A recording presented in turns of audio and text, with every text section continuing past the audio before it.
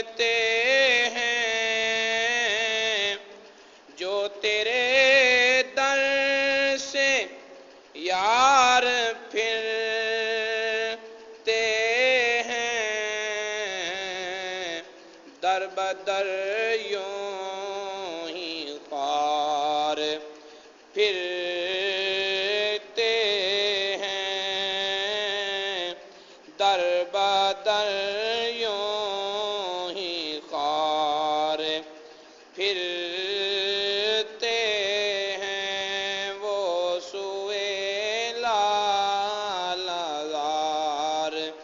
پھرتے ہیں۔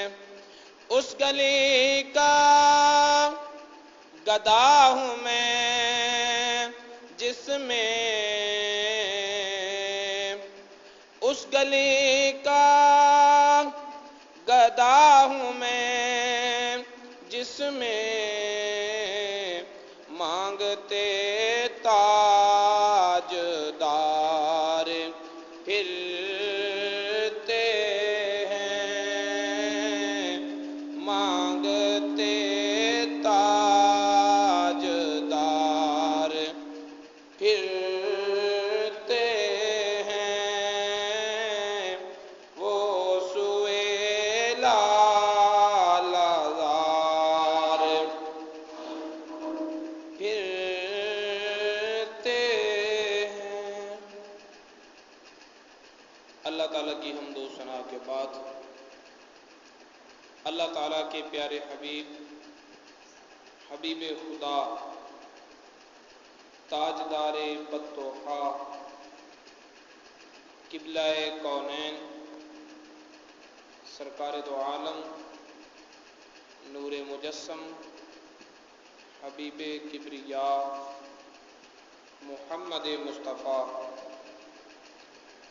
صلی اللہ تعالی علیہ وآلہ وسلم کی پاک بارگاہ بے کس پناہ میں ہدیہ درود و سلام پیش کرنے کے بعد حاضرین محترم، آج کا خطبہ جمعۃ المبارک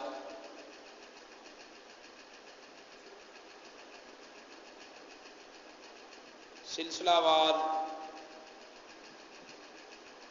موضوع نماز کے مقام تسمیہ کا تکمیلی جمعۃ المبارک ہے۔ اللہ رب العزت نے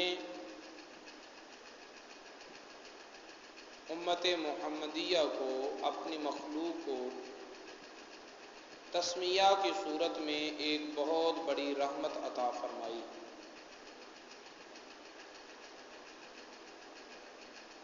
آج کے ہماری اس گفتگو میں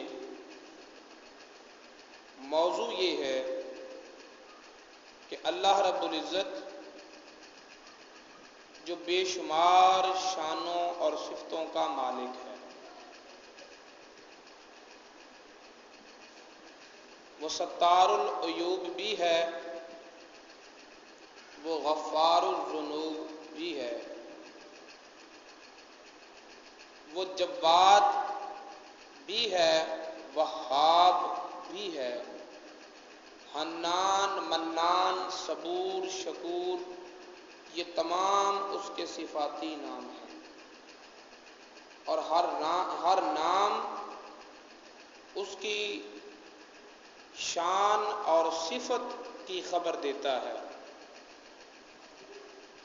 قرآن پاک میں اللہ رب العزت کا ارشاد گرامی ہے کہ اگر یہ ساتوں سمندر سیاہی بن جائیں اور روئے زمین کے جتنے بھی درخت ہیں وہ ان سارے درختوں کی کلمیں بن جائیں، اور پھر وہ کلمیں اس سیاہی کے ساتھ تیرے رب کی عظمتوں اور شانوں کو لکھنا شروع کر دیں، تو ساتوں سمندروں کی سیاہی ختم ہو جائے گی اور تیرے رب کی شانیں ختم نہ ہوں گی،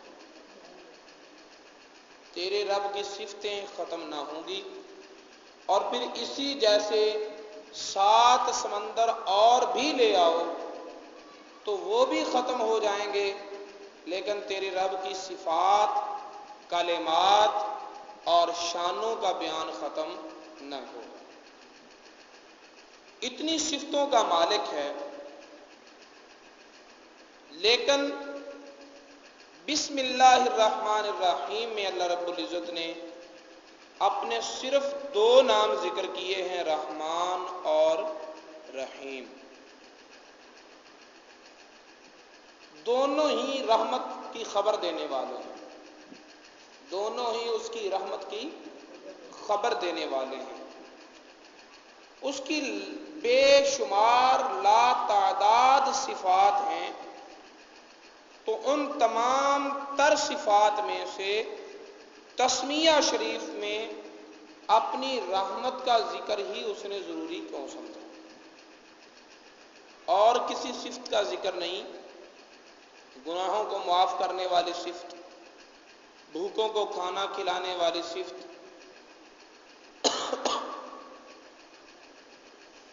صفت علم، صفت ارادہ، اس کی بے شمار صفتیں ہیں، لیکن اس نے تسمیہ میں جب ذکر کیا تو اپنی رحمت والی صفت کا ذکر کیا اور باقی صفات کا ذکر نہ کیا۔ اس کی وجہ کیا ہے؟ اس کی حکمت کیا ہے؟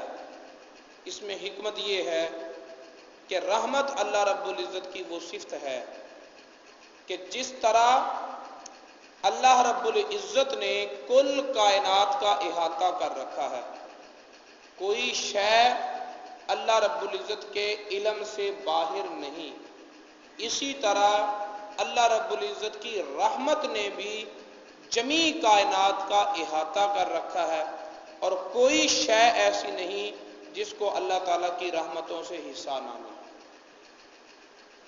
سورہ انعام آیت نمبر 147 اللہ رب العزت ارشاد فرماتا ہے، ربکم ذو رحمت واسعہ، لوگو تمہارا رب وسیع رحمتوں والا ہے، تمہارا رب وسیع رحمتوں والا ہے، تمہارے رب کی رحمت بڑی وسیع ہے۔ اسی طرح سورہ اعراف آیت نمبر 156 میں اللہ رب العزت ارشاد فرماتا ہے، وَرَحْمَتِي وَاسِعَتْ كُلَّ شَيْءٍ، میری رحمت نے ہر شے کو ڈھانپ رکھا ہے، ہر شے کا احاطہ کر رکھا ہے، کائنات کا کوئی ذرہ میری رحمت سے باہر نہیں ہے، میری رحمت کائنات کے ذرے ذرے کو فیض یاب کر رہی ہے۔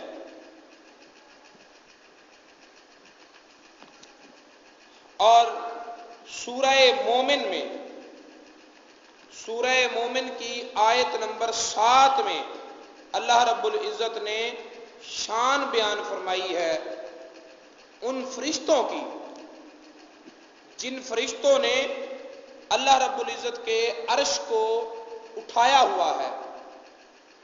عرش کو اٹھانے والے فرشتے جن کو حاملات العرش کہتے ہیں، عرش کو اٹھانے والے فرشتے، اللہ تعالیٰ ارشاد فرماتا ہے الذین یحملون العرش، وہ فرشتے جنہوں نے عرش کو اٹھا رکھا ہے، ومن حولہ، اور وہ فرشتے جو عرش کے ارد گرد عرش کا طواف کرنے میں مصروف ہیں. یسبحون بحمد ربہم، وہ اپنے رب کی حمد و ثنا کرتے ہیں، وہ اپنے رب کی تسبیح و تحمید کرتے ہیں. وَيُؤْمِنُونَ بِهِ، اور اپنے رب پر ایمان رکھتے ہیں. وَيَسْتَغْفِرُونَ لِلَّذِينَ آمَنُوا، اور اس کے علاوہ ان کا کام یہ ہے کہ وہ امت محمدیہ کی بخشش اور مغفرت کی دعائیں کرتے ہیں. امتی، اے نبی کا کلمہ پڑھنے والے، ذرا غور فرما اس بات پر کہ اللہ نے اپنے عرش کا طواف کرنے والے فرشتوں کا بھی حکم یہ دے رکھا ہے کہ میرے محبوب کی امت کے لیے دعائیں کرو. اور وہ فرشتے جو عرش کا طواف کرنے میں مصروف ہیں، وہ فرشتے کہتے ہیں ربنا وسعت کل شیء رحمتا وعلما، اے ہمارے رب، تیری رحمت اور تیرے علم میں ہر شے سمائی ہوئی ہے.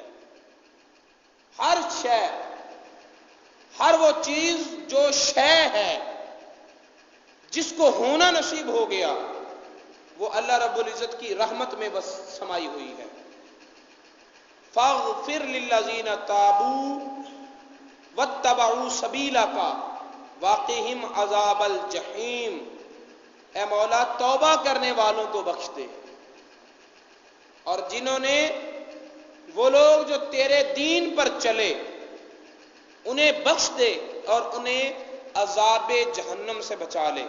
تو یہ فرشتے عرش کا طواف کرنے والے وہ کہتے ہیں کہ مولا ہر چیز تیری رحمت میں سمائی ہوئی ہے، یعنی کوئی شے ایسی نہیں جس کو تیری رحمتوں سے حصہ نہ ملا ہو. اور سورہ انعام میں آیت نمبر 12 اللہ رب العزت ارشاد فرماتا ہے کاتبا علی نفسہ الرحمہ، اللہ رب العزت نے اپنے آپ پر محض اپنے لطف و کرم سے، محض اپنی مہربانی سے، ورنہ خداوند تعالی پر کوئی شے لازم اور واجب نہیں، محض اس نے اپنے لطف و کرم سے اپنے اوپر لازم کر لیا ہے کہ میں اپنی رحمت کو غالب رکھوں گا، میں اپنی رحمت کو غالب رکھوں گا، میری رحمت میرے غضب پر غالب رہے گی. جب بھی کہیں میرے عذاب دینے کا اور میرے معاف کرنے کا معاملہ ہوگا تو میری معافی اور میری رحمت جو ہوگی وہ میری گرفت پر غالب رہے گی. اور یہ اللہ رب العزت کی رحمتوں کا غلبہ ہی ہے کہ کائنات چل رہی ہے، ورنہ اگر اس کی رحمت کا غلبہ نہ ہوتا، عدل کا غلبہ ہوتا، تو اب تک گناہگاروں کی مہلتیں ختم ہو چکی ہوتی، نافرمانوں کی تنابیں کھنچ چکی ہوتی. لیکن اللہ رب العزت نے پھر بھی مہلت دی، پھر بھی مہلت دی، پھر بھی مہلت دی، اور اتنی لمبی لمبی مہلت اس لیے دیتا ہے کہ اس نے فیصلہ کر لیا ہے کہ کاتبہ علی نفسہ رحمتا، کہ میں اپنی رحمت کو غالب رکھوں گا، میں اپنی رحمت کو غالب رکھوں گا. اسی طرح اسی سورت کی آیت نمبر 54 اللہ رب العزت ارشاد فرماتا ہے وَإِذَا جَاءَكَ الَّذِينَ يُؤْمِنُونَ بِآيَاتِنَا، اے محبوب جب تیرے بارگاہ میں وہ لوگ حاضر ہوتے ہیں جو ہماری آیتوں پر ایمان لے آئے. فَقُلْ سَلَامٌ عَلَيْكُمْ، آپ انہیں کہیں کہ تم پر سلامتی ہو. کَتَبَ رَبُّكُمْ عَلَى نَفْسِهِ الرَّحْمَةَ، اے میرا کلمہ پڑھنے والو، اللہ رب العزت نے اپنے آپ پر، اپنے ذمہ کرم پر رحمت کو لازم کر لیا ہے. لہذا گناہوں کو بخش دینا، گناہگاروں کو بخشش کی، توبہ کرنے کی مہلت دینا، یہ اس کی رحمتوں کا تقاضا ہے. فرمایا وَأَنَّهُ مَنْ عَمِلَ مِنْكُمْ سُوءًا بِجَهَالَةٍ، وہ تم میں سے وہ شخص جو کوئی گناہ کر بیٹھے جہالت کی وجہ سے، ثُمَّ تَابَ مِنْ بَعْدِهِ، پھر اس کے بعد توبہ کر لے، وَأَصْلَحَ، اور اپنے اعمال کو سدھار لے، اپنے اعمال کو درست کر لے. فرمایا فَأَنَّهُ غَفُورٌ الرحیم، تو اب وہ اپنے دل میں بٹھا لے اس بات کو کہ جس پر اس نے ایمان لایا ہے وہ بخشنے والا بھی ہے اور وہ رحمت والا بھی ہے، وہ بخشنے والا بھی ہے اور وہ رحمت والا بھی ہے. تو یہ ساری آیات اس بات پر دلالت کرتی ہیں کہ اللہ رب العزت نے اپنے ذمہ کرم کو پر رحمت کو لازم کر لیا ہے. چونکہ اللہ کی صفت رحمت ساری کائنات کو وسیع ہے،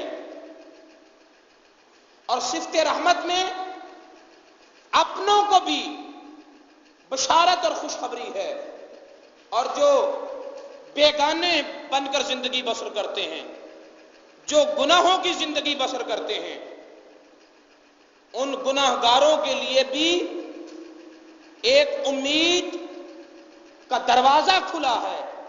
اس لیے اللہ رب العزت نے تسمیہ میں اپنی رحمت کا ذکر کیا ہے، اپنی رحمت کا ذکر کیا ہے. حضرت عامر الرام روایت کرتے ہیں، اور یہ حدیث مبارکہ مشکات شریف میں ہے، باب الاستغفار میں. فرماتے ہیں کہ ایک صحابی نبی پاک صلی اللہ علیہ وسلم کی بارگاہ میں حاضر ہوا. اس کے ہاتھ میں کوئی چیز تھی اور اس پر اس نے چادر ڈال رکھی تھی. جب وہ نبی پاک صلی اللہ علیہ وسلم کی بارگاہ میں حاضر ہوا تو چادر نیچے رکھ کر کھولی تو کیا دیکھا کہ اس چادر میں کسی پرندے کے چھوٹے چھوٹے بچے ہیں. کسی پرندے کے چھوٹے چھوٹے بچے ہیں، اور ان کی ماں ان پرندوں پر اپنے پروں کو پھیلا کر چمٹی ہوئی ہے.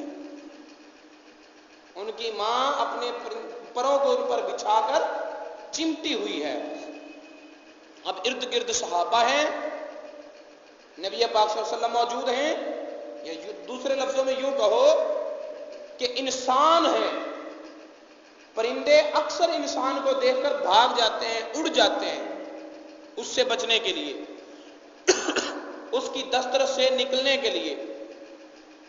تھوڑی سی آواز سنو. لیکن یہ ماں کیسی ہے کہ اسے گرفتار کر لیا گیا، اسے قید کر لیا گیا، اور اب اس سے چادر اٹھا دی گئی. اس کے پاس موقع ہے کہ وہ اڑ جائے، لیکن وہ اپنے پرندوں کو چھوڑ کر اڑ نہیں رہی. گو اس کی اپنی جان کو بھی خطرہ ہے، لیکن اپنی جان کو خطرے میں ڈال کر اپنے بچوں کو بچانے کی کوشش کر رہی ہے. اب وہ صحابی کہنے لگا یا رسول اللہ، میں جنگل میں جا رہا تھا، میں نے ان پرندوں کے چہچہانے کی آواز سنی. میں نے ان کے چہچہانے کی آواز سنی،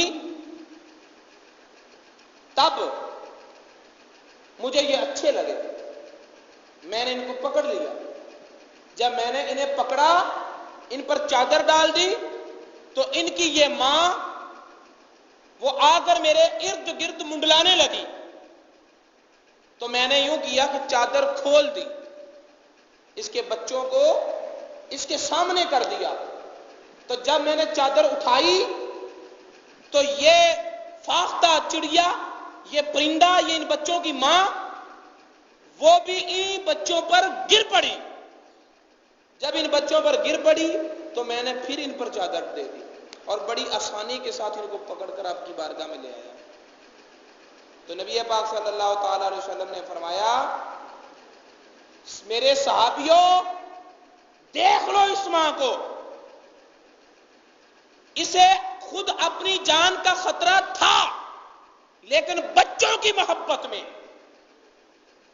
بچوں پر شفقت کے لیے اور بچوں پر رحمت کے لیے یہ ماں اپنی جان کو خطرے میں ڈال کر بھی ان کو بچانے کی کوشش کر رہی ہے۔ یاد رکھو، یہ ماں اپنے ان بچوں کے لیے جتنی مہربان ہے، اس سے کہیں بڑھ کر خدا اپنے بندوں پر مہربان ہے، اس سے بڑھ کر کئی گنا زیادہ خدا اپنے بندوں پر مہربان ہے۔ اور فرمایا، اے میرے صحابی عامر، اب ان بچوں کو ان کی ماں کے سمیت یوں ہی اٹھا لے، یوں ہی اٹھا لے، اور جہاں سے انہیں لے کر آئے ہو وہیں پر رکھ کے آؤ، اس لیے کہ اللہ رب العزت نے مجھے رحمت للعالمین بنا کر بھیجا ہے۔ اس ماں سے بڑھ کر جتنی یہ ماں اپنے بچوں پر مہربان ہے، خدا اپنے بندوں پر مہربان ہے۔ حضرت عبداللہ بن عمر رضی اللہ تعالیٰ عنہ فرماتے ہیں، حضرت عبداللہ بن عمر رضی اللہ تعالیٰ عنہ فرماتے ہیں کہ کننا مع النبی صلی اللہ تعالی وسلم فی بعض غزواته، کسی غزوہ میں ہم نبی پاک صلی اللہ تعالی علیہ وسلم کی معیت میں تھے، آپ کے ساتھ سفر کر رہے تھے۔ فمر بقوم، تو ایک قوم پر گزر ہوا، کچھ لوگ تھے، کوئی قبیلہ تھا کہیں بیٹھا ہوا، جیسا کہ عرب میں رواج تھا کہ وہ خانہ بدوش زندگی گزارتے تھے، جہاں کہیں گھاس ہریالی ہوتی وہیں پر ڈیرے ڈال لیتے، جب وہاں سے ہریالی ختم ہو جاتی تو کسی سبزہ زار کی طرف روانہ ہو جاتے۔ تو ایک قبیلے سے گزرے، ایک قوم سے گزرے، فقالا من القوم، نبی پاک صلی اللہ علیہ وسلم، میں تم کون ہو؟ کہنے قالو نحن المسلمون، وہ کہنے لگے کہ ہم مسلمان ہیں، ہم نے آپ کا کلمہ پڑھ رکھا ہے۔ تو اس قبیلے میں، ان لوگوں میں ایک عورت تھی،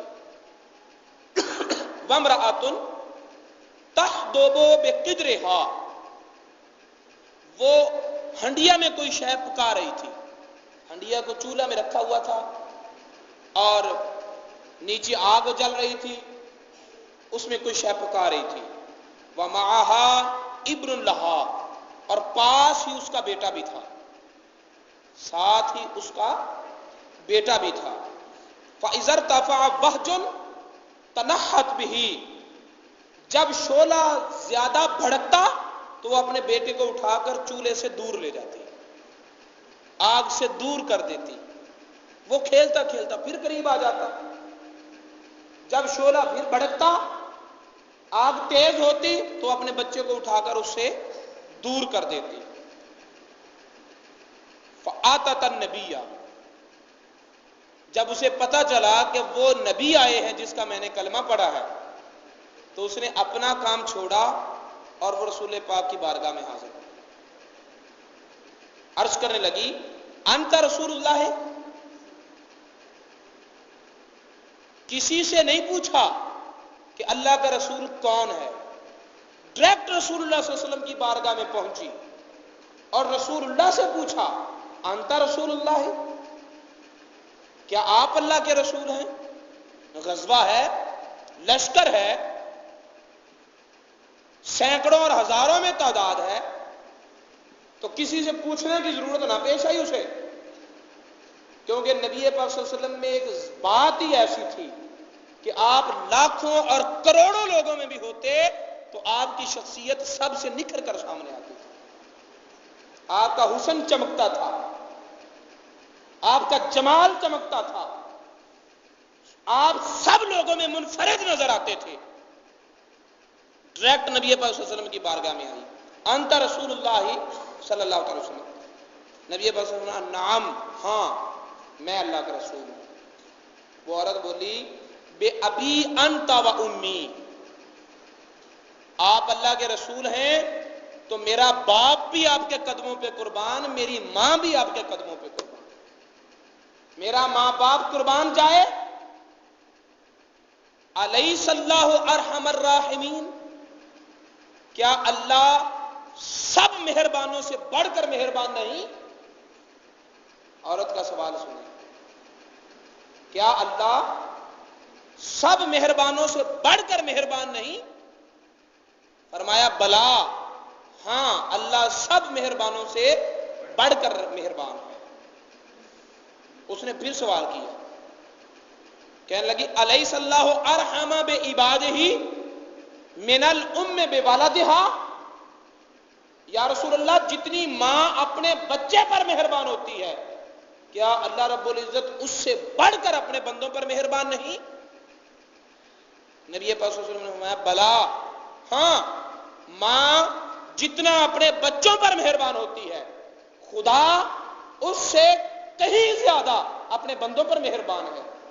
جب یہ دو سوال عورت نے کر لیے، جب یہ ان دو سوالوں کے جواب مثبت لے لیے، تب وہ عورت کہنے لگی کہ یا رسول اللہ اگر اللہ سارے مہربانوں سے بڑھ کر مہربان ہے اور اگر اللہ ایک ماں جتنی اپنے بچے پر مہربان ہے اس سے بڑھ کر اپنے بندوں پر مہربان ہے تو میں بھی ماں ہوں، میں بھی ماں ہوں، میں ممتا کو خوب جانتی ہوں، میں ماں کی قلبی کیفیت کو بہت جانتی ہوں کیونکہ میں خود ماں ہوں.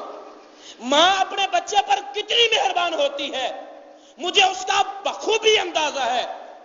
یا رسول اللہ ان الامہ لا تلقی ولدہا فی النار، پھر ماں تو کبھی اپنے بچوں کو آگ میں نہیں ڈالے گی. ماں جو ہے بچہ نافرمان ہو، بچہ جتنا بھی گستاخ ہو، ماں تو اپنے بچوں کو کبھی آگ میں نہیں ڈالے گی. جب عورت نے یہ سوال کیا اور ان سوالوں کا جواب لے کر یہ پھر عرض گزاری کی تو نبی پاک صلی اللہ علیہ وسلم پر وجدانی کیفیت طاری ہو گئی، آپ پر رقت کا عالم طاری ہوا، سر مبارک جھک گیا، آنکھوں سے آنسو بہنے لگے اور بہتے بہتی آنکھوں سے دیر تک آنسو بہانے کے بعد سر اٹھایا اور فرمایا ان اللہ لا يعذب من عباده الا المارد المتمرد، اللہ رب العزت خود کسی بندے کو عذاب نہیں دیتا، جو عذاب لیتا ہے وہ بندہ خود عذاب کا سامان لیتا ہے. فرمایا اللہ بھی کسی کو عذاب نہیں دیتا. اگر کوئی چوری کر کے اپنے آپ کو قید میں ڈال دے تو ماں تو نہیں بھیجتی نا، یہ تو بچے نے خود کو قید کر لیا. اگر کسی کا قتل کر کے خود قتل ہو جائے ماں نے تو نہیں کیا نا، یہ بندے نے اپنی سزا خود تجویز کی. اگر کوئی پہاڑ سے جا کر چھلانگ لگا کے اپنے آپ کو ہلاک کر دے تو خودکشی اس نے کی ہے، ماں تو نہیں چاہتی تھی، ماں تو نہیں کرتی تھی. فرمایا یاد رکھو اللہ بھی اپنے بندوں کو عذاب نہیں دیتا، جو بندے عذاب لیتے ہیں وہ اپنے عذاب کا سامان خود کرتے ہیں. اللہ بھی اپنے بندوں کو عذاب بول دو نہیں دیتا. جس طرح ماں اپنے بچوں پر مہربان ہوتی ہے، ہاں وہ عذاب تو نہیں دیتا لیکن بہانے سے گناہ بخشتا ضرور رہتا ہے. اس کے اصول اور ضابطے تو دیکھو کہ ایک نماز پڑھو دوسری نماز پڑھو، دونوں نمازوں کے درمیان کے صغیرہ گناہ معاف کر دیتا.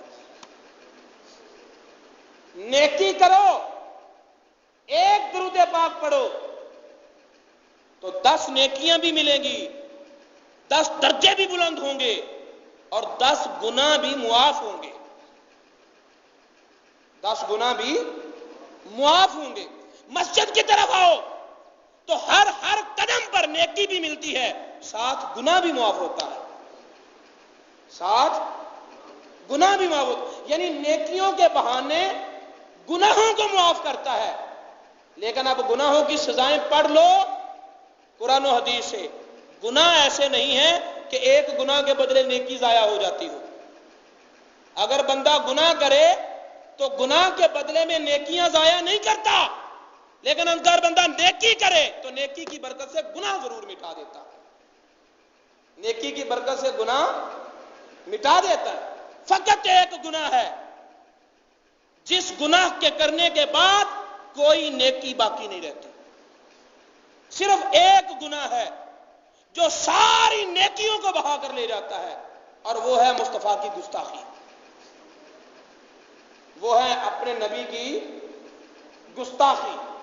اللہ رب العزت نے گستاخ رسول کے متعلق کہا ہے کہ لوگوں لا ترفعوا اصواتکم فوق صوت النبی، یاد رکھو میرے نبی کی آواز سے اپنی آواز بھی اونچی نہ کرنا، کہیں ایسا ان تحبط اعمالکم وانتم لا تشعرون، کہیں ایسا نہ ہو کہ تمہارے سارے اعمال برباد ہو جائیں اور تمہیں پتہ بھی نہ چلے۔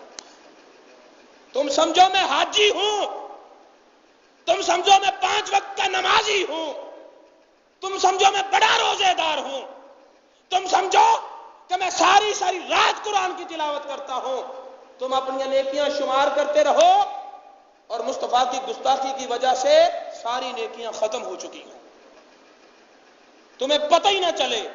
فرمایا یاد رکھو اپنی آواز میرے محبوب کی آواز سے بلند نہیں کرنی، سورہ حجرات کی پہلی آیات ہے۔ صرف ایک یہ گناہ ہے کہ نبی کی گستاخی، اس کے بعد کوئی نیکی نہیں رہتی، اور اس کے علاوہ کوئی گناہ ایسا نہیں کہ جس گناہ کی وجہ سے نیکیاں ضائع ہوتی ہوں۔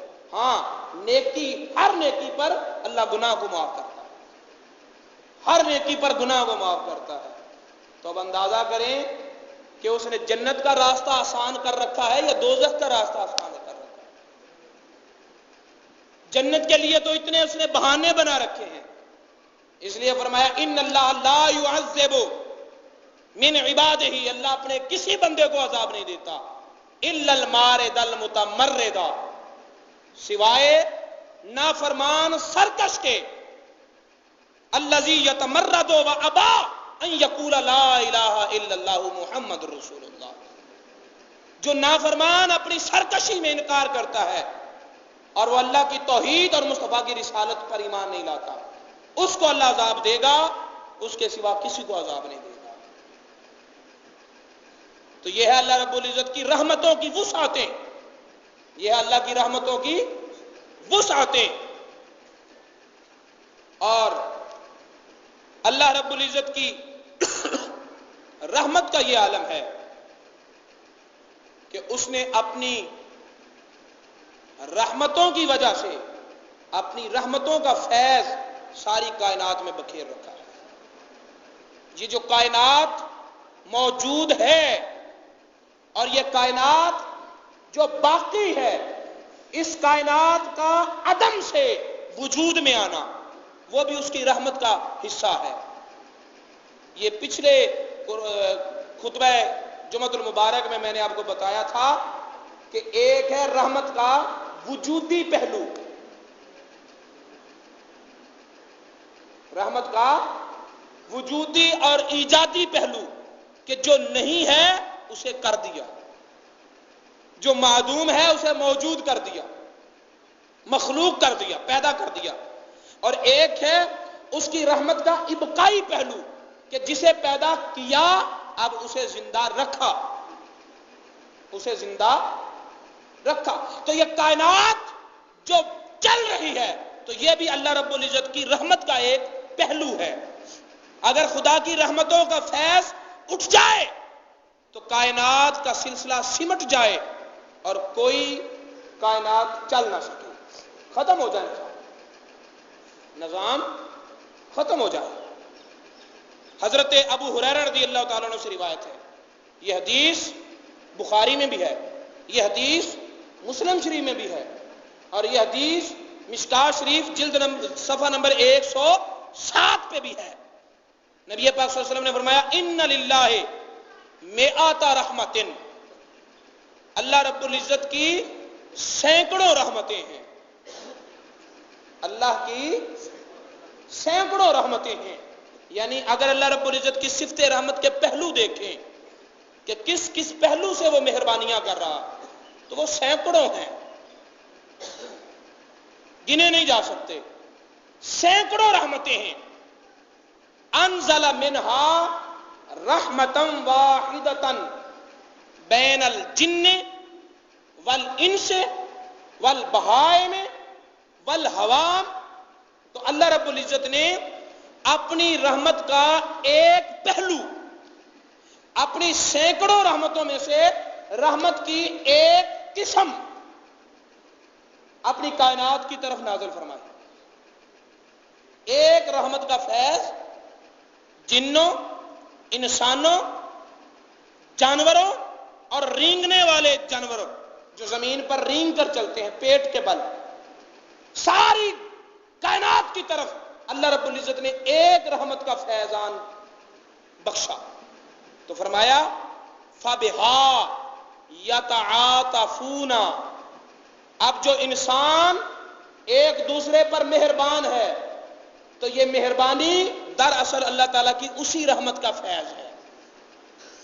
اللہ تعالیٰ کی اس رحمت کا,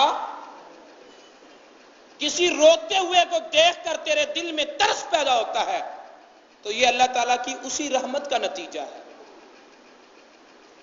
ماں کے دل میں بچے کی محبت اور شفقت ہے تو یہ اسی رحمت کا نتیجہ ہے. باپ کے دل میں اپنی اولاد کے لیے ہمدردی ہے تو یہ اسی رحمت کا نتیجہ ہے. بھائی بھائی کے لیے مہربان ہے تو یہ اسی رحمت کا نتیجہ ہے. پڑوسیوں کو ایک دوسرے کا درد اور غم ہو تو یہ اسی رحمت کا نتیجہ ہے. فرمایا فَبِهَا يَتَعَاطَفُونَ, انسان انسانوں کے لیے مہربان, جنات جنات کے لیے مہربان, حتیٰ کہ وحشی درندے وہ بھی ایک دوسرے پر مہربان ہیں تو یہ اسی رحمت کا نتیجہ ہے. فرمایا وَبِهَا يَتَرَاحَمُونَ, اسی رحمت کے فیض کی وجہ سے جو اللہ تعالیٰ نے ایک سینکڑواں حصہ اپنی مخلوق کو عطا فرمایا, ایک دوسرے پر مہربان ہیں. وَبِهَا تَعْطُفُ الْوَحْشُ عَلَى وَلَدِهَا, اور ایک وحشی جانور بھی اپنے بچے پر اسی لیے مہربانی کرتا ہے کہ اللہ رب العزت نے اپنی رحمتوں کا فیض عطا کیا ہے. فرمایا یہ تو سینکڑواں ایک حصہ ہے. وَأَخَّرَ اللَّهُ 99 رَحْمَةً, اور اللہ رب العزت نے ابھی اپنی رحمتوں کے 99 حصے, وہ بھی سینکڑوں ہیں, وہ اللہ رب العزت نے مؤخر رکھے ہیں کہ ابھی میری فقط اتنی رحمت ہے جو کائنات والوں کے لیے ہے, اور باقی جتنی رحمت ہوگی یرحم بها عبادہ یوم القیامہ, وہ اپنے فرما بردار بندوں پر وہ رحمتوں کی برسات قیامت والے دن برسائے گا. تو میرے دوستو, یہ نظام کائنات اگر بھائی بھائی کے ساتھ نہ رہے, ماں بچے کی ہمدردی ماں کے دل سے نکل جائے, پیار محبت ختم ہو جائے, اتفاق اتحاد چلتا رہے جاتا رہے, اور یہ رشتے اور یہ جڑاؤ کائنات سے ختم ہو جائے, کوئی کسی کے کام نہ آئے, کوئی کسی پر مہربان نہ رہے, تو نظام کائنات درہم برہم ہو جائے. یہ کائنات کا نظام درہم برہم ہو جائے, اور کوئی بچہ نہ لڑک پن دیکھے نہ جوانی کا دن دیکھے, ہر بچہ بچپن میں ہی ختم ہو جائے اگر ماں اپنے بچے پر اتنی مہربان نہ ہو. اب اندازہ کریں کہ بچپن میں کتنے موت کے مرحلے ہوتے ہیں, بیماریاں ہیں, سردی گرمی کا موسم ہے, اگر ماں کے دل میں اللہ نے یہ محبت نہ رکھی ہوتی تو بچپن میں ہی ختم ہو چکا ہوتا، تو کبھی لڑکپن اور جوانی تک پہنچتا ہی نہ۔ اسی طرح ساری کائنات، تو گویا کہ یہ ماں بچے کی محبت، باپ بیٹے کی محبت، بھائی بھائی کی محبت، اہل محلہ کی آپس میں محبت، یہ ساری محبتیں اس کی رحمت کا حاصل ہیں، اور اس کی رحمت نے سارے ماحول اور معاشرے کو جوڑ کر رکھا ہے۔ اگر یہ رحمت نہ ہو تو یہ جڑاؤ ختم ہو جائے، کائنات برباد ہو جائے۔ یہ کائنات چل رہی ہے تو اس کی رحمت سے چل رہی ہے، اس کی مہربانیوں سے چل رہی ہے۔ یہی وجہ ہے کہ کائنات پیدا ہوئی اس کی رحمت کا پہلو ہے، کائنات باقی ہے اس کی رحمت کا پہلو ہے، اور جب یہاں سے اگلے جہان میں منتقل ہوں گے تو وہاں بھی اس کی رحمتوں نے کام آنا ہے، وہاں بھی اس کی رحمتوں نے کام آنا ہے۔ نبی پاک صلی اللہ علیہ وسلم نے فرمایا کوئی شخص اپنے اعمال کے ذریعے جنت میں نہیں جائے گا، جو بھی جنت میں جائے گا وہ اللہ کی رحمت سے جنت میں جائے گا، جو بھی جنت میں جائے گا وہ اللہ کی، کیونکہ اعمال کی توفیق دینا یہ بھی تو اس کی رحمت ہے۔ اللہ کی رحمت کے بغیر کوئی جنت میں نہیں جائے گا۔ نبی پاک صلی اللہ علیہ وسلم نے، یہ جلال الدین سیوطی رحمت اللہ علیہ نے الاستعداد لیوم المیعاد، ان کی ایک کتاب ہے احوال قیامت، اس میں یہ روایت ذکر کی کہ نبی پاک صلی اللہ تعالی علیہ وسلم اپنے صحابہ کرام کے درمیان بیٹھے ہیں اور آپ مسکرائے، جب آپ مسکرائے حتیٰ کہ اتنا مسکرائے کہ آپ کے دانت مبارک نظر آ گئے۔ یہ نبی پاک صلی اللہ علیہ وسلم کی انتہائی ہنسی ہوتی تھی، آپ نے زندگی میں کبھی کہکا نہیں لگایا، زندگی میں کبھی کہکا یعنی آواز نہیں سنی گی نبی پاک صلی اللہ علیہ وسلم کی ہنسنے کی۔ نبی پاک صلی اللہ علیہ وسلم مسکرائے اور خوب مسکرائے۔ صحابہ کرام نے عرض کی یا رسول اللہ مسکراہٹ کی وجہ کیا ہے؟ بظاہر تو ماحول میں کوئی ایسا سما نہیں ہے کہ مسکراہٹیں جنم لیں۔ تو نبی پاک صلی اللہ علیہ وسلم نے فرمایا کہ میرے مسکرانے کی وجہ یہ ہے کہ ابھی جبریل امین مجھے بتا کر گئے ہیں کہ اللہ رب العزت کا ایک بندہ قوم بنی اسرائیل سے تھا، اللہ رب العزت نے اس کو اپنی عبادت کی توفیق دی تو 500 سال تک وہ اللہ کی عبادت میں پڑا رہا۔ کتنی دیر تک؟ 500 سال تک وہ اللہ کی عبادت میں مصروف رہا، اور حال یہ تھا کہ سارا دن عبادت کرتا تھا، سارا دن روزہ رکھتا تھا اور ساری رات عبادت کرتا تھا، اور اس نے اپنے لیے ایک جگہ تلاش کر رکھی تھی کہ سمندروں میں ایک پہاڑ تھا، اس پہاڑ کی چوٹی پہ رہتا تھا۔ اس پہاڑ کے دامن میں ایک انار کا درخت تھا، دامن میں انار کا، ویسے تو انار کا درخت سال میں 1-2 مرتبہ پھل دیتا ہے، 1 مرتبہ دیتا ہے، 2 مرتبہ بھی نہیں دیتا، لیکن اس کے لیے ہر روز ایک انار تیار ہوتا تھا، اور ایک انار اتنا بڑا ہوتا تھا جو اس کے لیے کافی ہوتا تھا، 24 گھنٹے کی غذا اسے ملتی تھی۔ اور وہ سمندر جو تھا وہ سارے کا سارا کڑوے پانی کا تھا، سمندر کا پانی ہوتا ہی کڑوا ہے، لیکن اس کڑوے پانی کے سمندر میں جو پہاڑ تھا اس کی چوٹی پر میٹھے اور ٹھنڈے پانی کا چشمہ اللہ نے جاری کیا تھا اپنے اس بندے کے لیے۔ تو وہ اس چشمے سے پانی پیتا اور نیچے پہاڑ سے اتر کر انار، ہر روز کا ایک انار کھا لیتا۔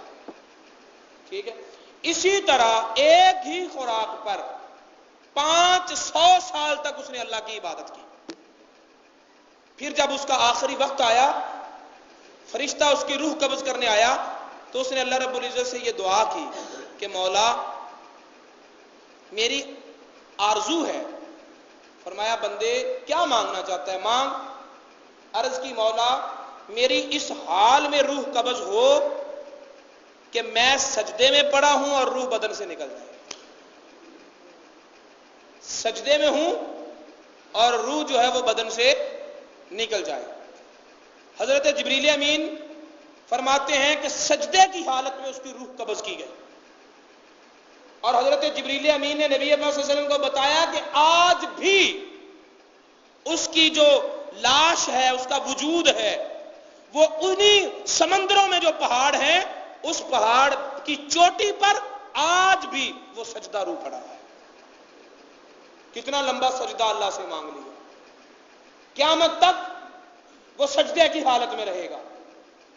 اور پھر جب قیامت والے دن لوگ قبروں سے اٹھیں گے تو وہ بندہ سجدے سے اٹھے گا، وہ بندہ سجدے سے اٹھے گا۔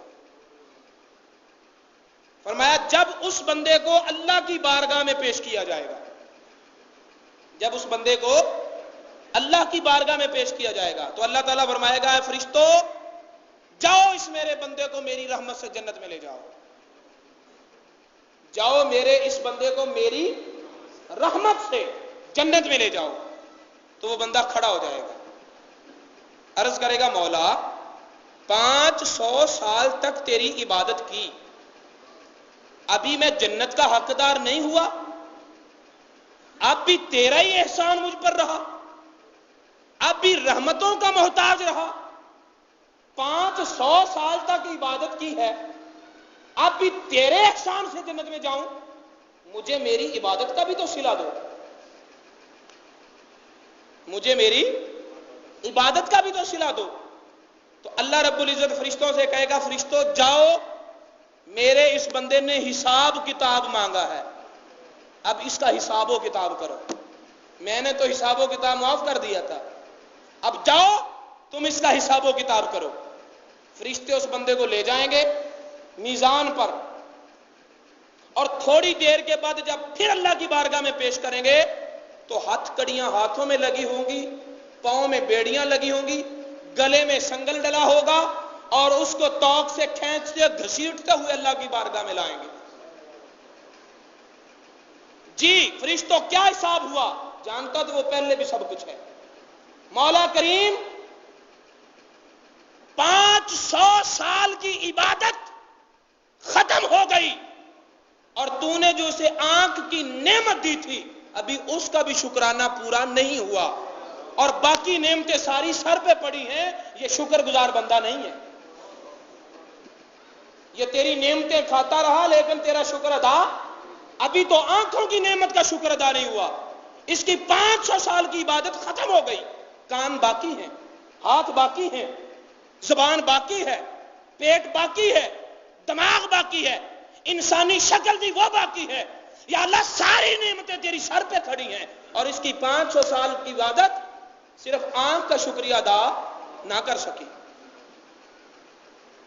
فرمایا کہ اب اصول کے مطابق اس نے میری نعمتیں لیں لیکن شکر گزار بندہ نہ بنا، لے جاؤ دوزخ کی طرف۔ اب فرشتے گھسیٹ کر اسے دوزخ کی طرف لے جا رہے ہیں، گھسیٹ کر دوزخ کی طرف جاتے ہوئے دوزخ کے قریب پہنچا تو نبی پاک صلی اللہ علیہ وسلم فرماتے ہیں کہ اس بندے نے پلٹ کر خدا بندے قدوس کے عرش کی طرف دیکھا اور کہا، مولا چھوڑ میری عبادت کو، اپنی رحمت سے جنت عطا فرما دے۔ فرمایا نبی پاک صلی اللہ علیہ وسلم نے کہ جب اس نے پلٹ کر خدا کے عرش کی طرف دیکھا اور کہا، مولا میری عبادت کو چھوڑ، اپنی رحمت سے جنت عطا فرما، فرمایا اس کے اس کہنے پر مجھے ہنسی آ گئی۔ میں اس لیے مسکرایا ہوں کہ جو بات اللہ نے بے مانگے دی تھی اب بھی تو اسی بات پر چھٹکارا ہوا۔ اللہ رب العزت نے فرمایا، فرشتوں لے آؤ اس بندے کو میری بارگاہ میں کھڑا کرو۔ پھر اللہ رب العزت اس بندے کو اپنی بارگاہ میں کھڑا کرے گا اور فرمائے گا، میرے بندے تو جب اپنی ماں کے پیٹ میں تھا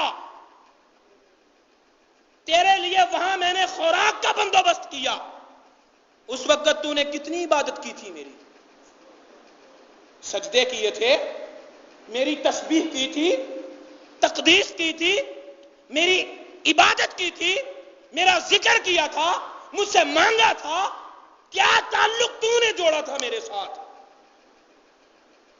میں نے وہاں بھی تجھے رزق دیا، جب تو پیدا ہوا تجھے انسانی شکل دی، تو نے مانگا تھا مجھ سے، उस वक्त तूने इबादत की थी मेरी, तू करवट भी नहीं बदल सकता था, तेरी मोहब्बत मैंने तेरी मां के दिल में डाल दी, अब वो अपनी जान से बढ़कर तुझे मोहब्बत करने लगी।